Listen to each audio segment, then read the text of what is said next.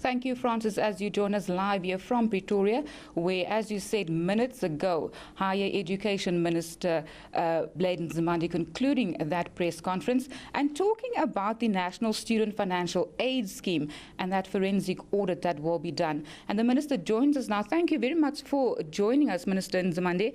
Just take us through that forensic audit and what that entails. Thanks, Faith, to your viewers and listeners.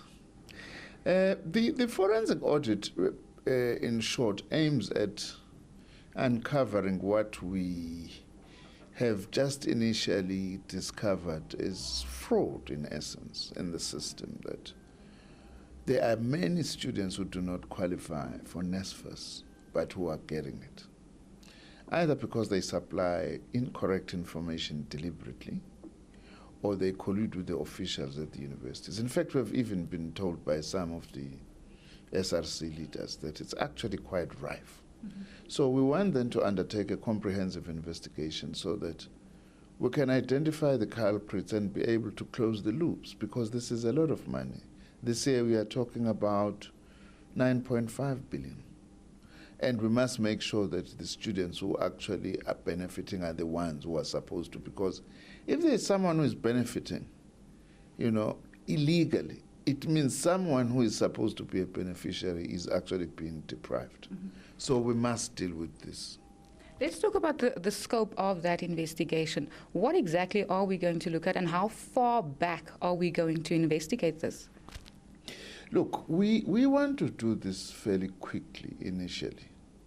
We have identified particular institutions where we would actually like to start.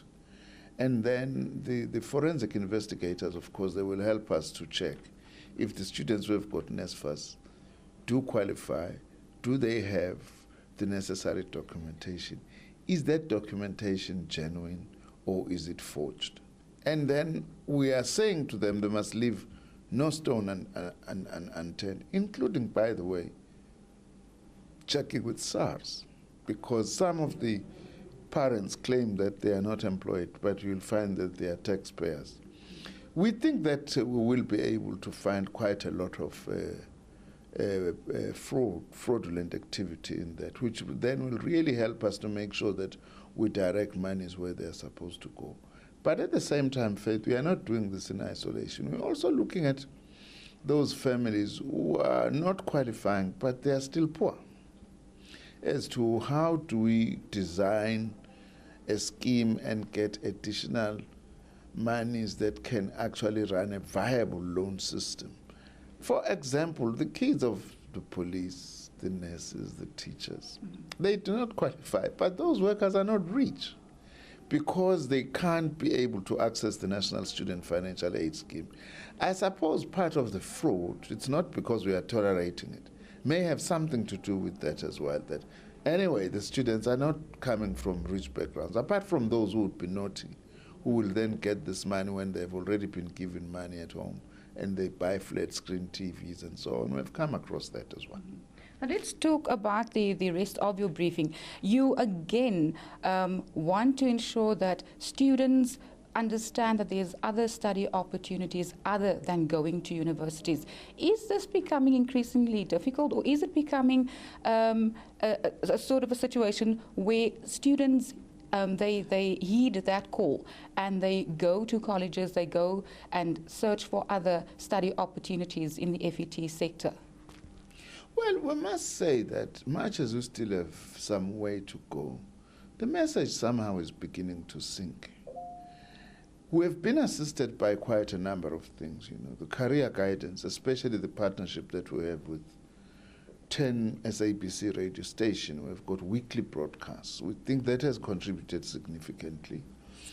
Our own reaching out to students. For instance, last year we reached out to grades 9 to 12 in 6,182 high schools throughout the country, especially those in the townships and rural areas.